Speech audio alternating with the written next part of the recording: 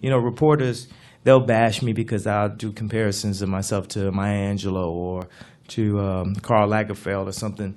But any creative can compare themselves. Like there's 5-year-olds that you can compare to me if they're completely creative and completely one with the energy in their dreams. And I think like Alexander McQueen, Marc Jacobs, Lagerfeld, certain Warhol, Kondo. The fact people ask me about that cover with the Phoenix, I'm like, if I was 5 years old and somebody had that drawing, I would be jealous of it. Like, man, how'd you come up with that? The girl with no arms with the wings, like, man, that's awesome. Look at those colors.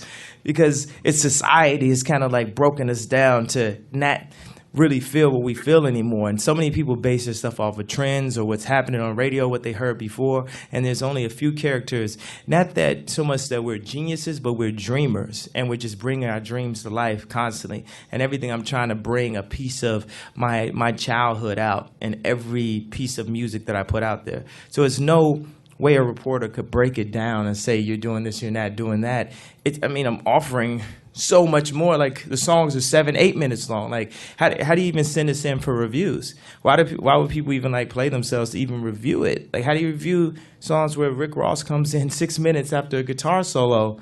You haven't even heard that before. Yeah. Like and then just for the sake of showing that you have some type of hip hop intelligence or knowledge or love of the first Wu-Tang album, you knock a half star off of it. You know, I've never got a classic rating or a perfect rating, but I made College Dropout, Late Registration, Graduation, set the tone for all rap music after the fact. That thing was coming in and getting 3.5 stars and just dumb shit that writers want to. It's like, please just didn't even like give your opinion. It's only a couple people walking the earth that's really going to be up to 8 o'clock every morning, dedicating their entire life. I put no anonymity. I put myself in the line of fire.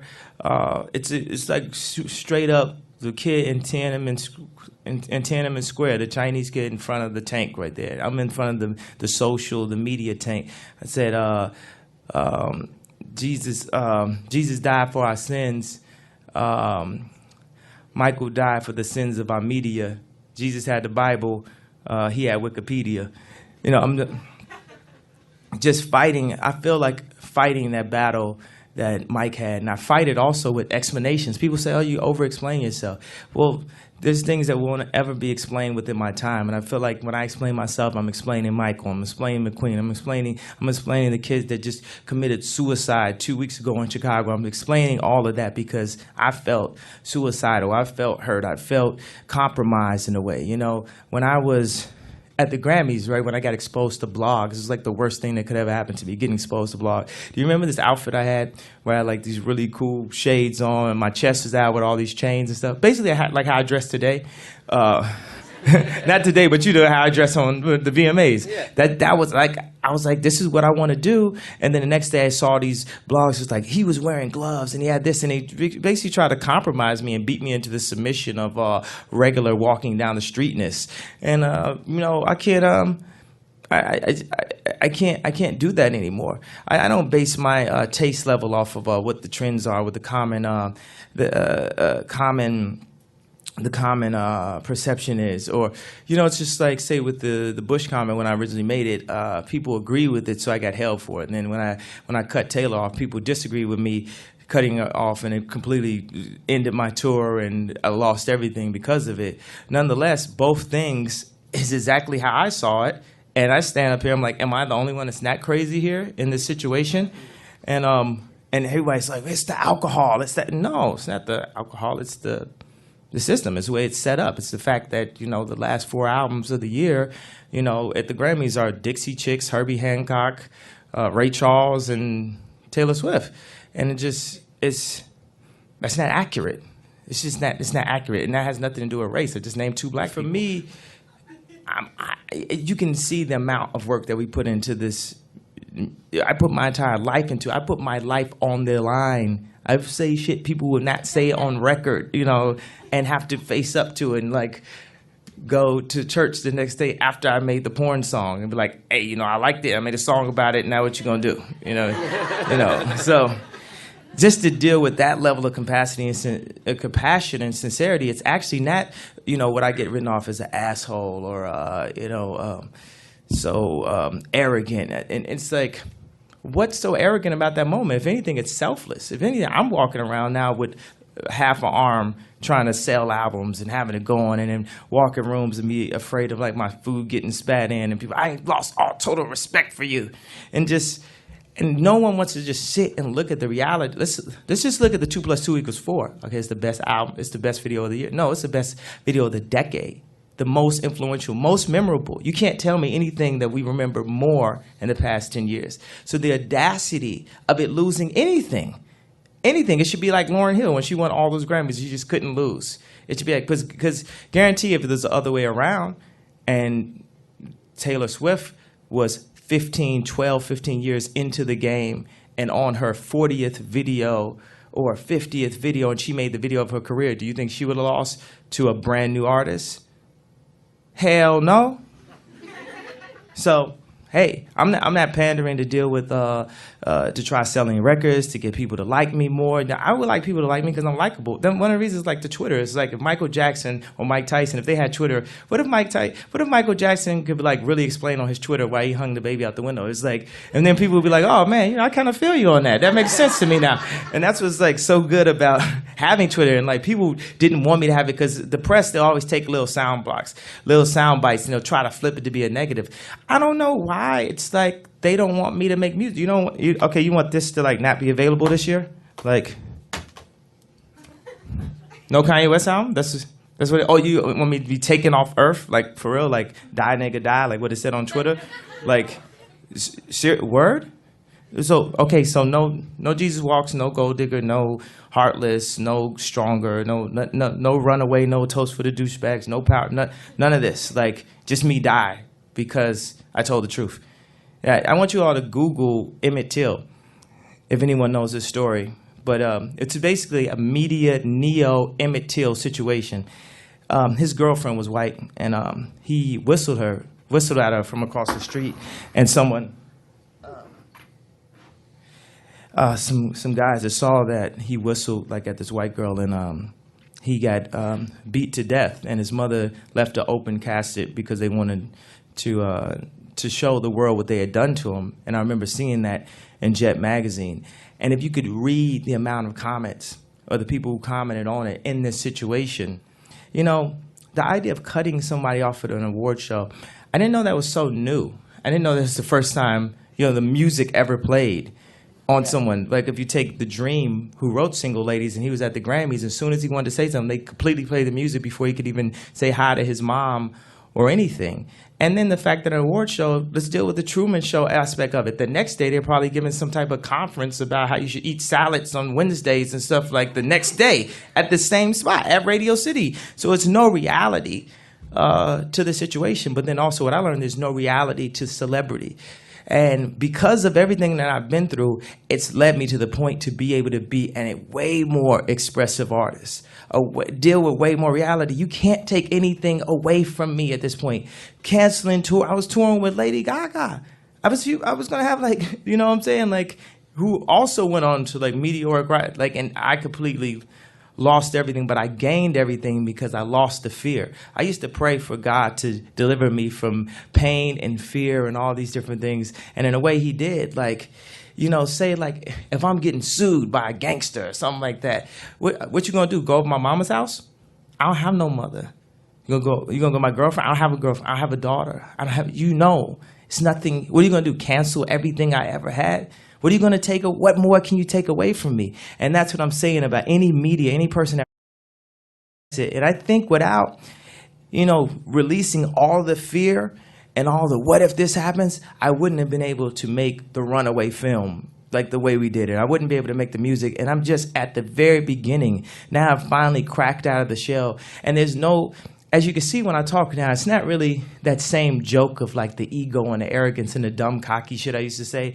I'm really past the concept of ego. My whole thing is I really want to just help people by bringing levels of culture, ballerinas, and crashing them right next to hip-hop or sitting with Beyonce and working on how can we take this to where Michael took it and even take it further. In music, we respect the past so much that we almost, if Steve Jobs respected, the first computer so much, we wouldn't have like iPads iPads and iPhones today. So we have to use our technology to be able to put out better music. That's why we can do, technology is the reason why we can do Good Fridays. You couldn't have done that back in the days when they had 24-track reels and it took so long. Like literally, I'm programming Good Fridays things over the phone and saying, put this chorus here and checking it on emails. And because of that, you all get more product, better, high quality product. Did you hear the beginning of Dark Fantasy? Just the layers of those vocals crashed up against RZA, and that's using the history of everything we have. You know, it's like Chris Martin would talk to me about the drums, the black drums and stuff, the 808s, and like how rock wouldn't have that.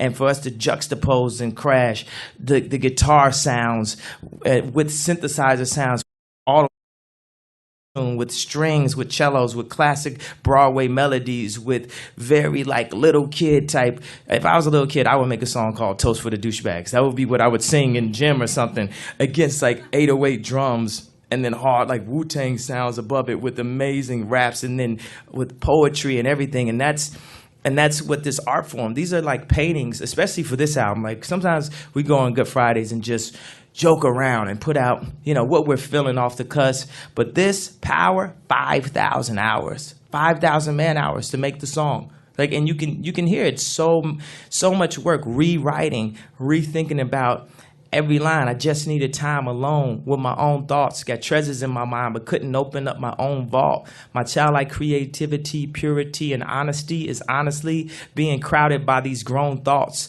Reality is catching up with me, taking my inner child. I'm fighting for custody with this responsibility that they entrusted me. As I look down at my diamond-encrusted teeth, thinking no one man should have all this power. But when I'm the subjects of the battle of creativity. And I feel like I'm a crusader of opening people's minds, because in America, to have taste, you know, the way we bash people, the way we call people gay if they like, look at the mirror too long. And not that there's anything wrong with anyone being gay, but just the fact that just thinking in high schools, it's like taste has been thrown in the shallow box.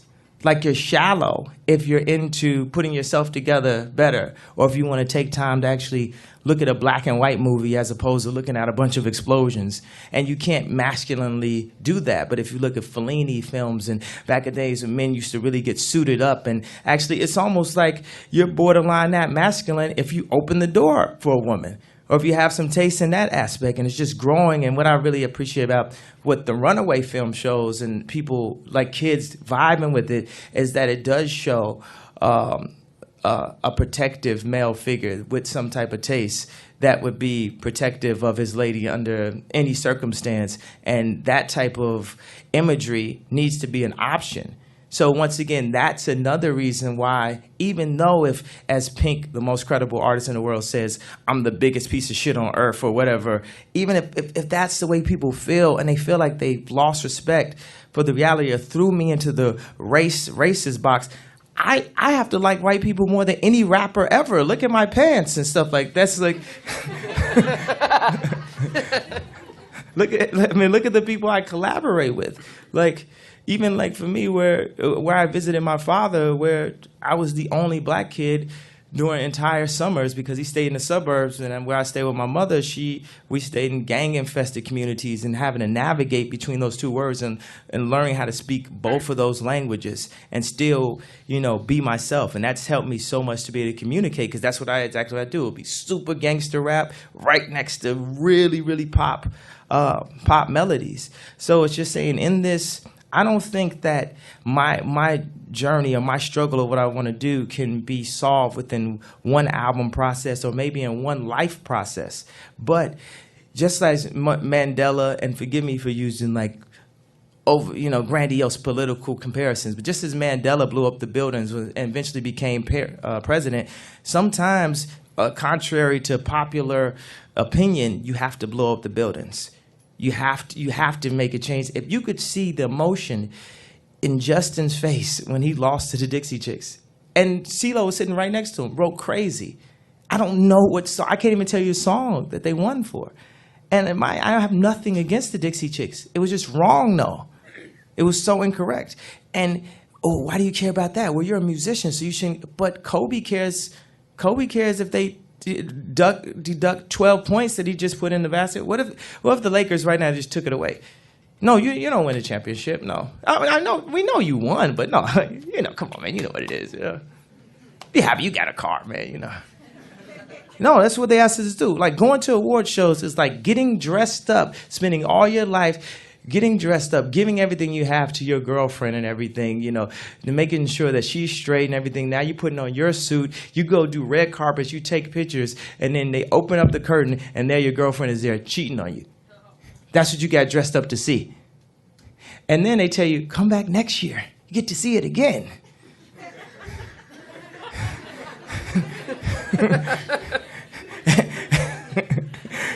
If you say anything, then you lose everything. If you say anything, then you lose everything. If you say anything, then you lose everything. So, with that, thank you very much.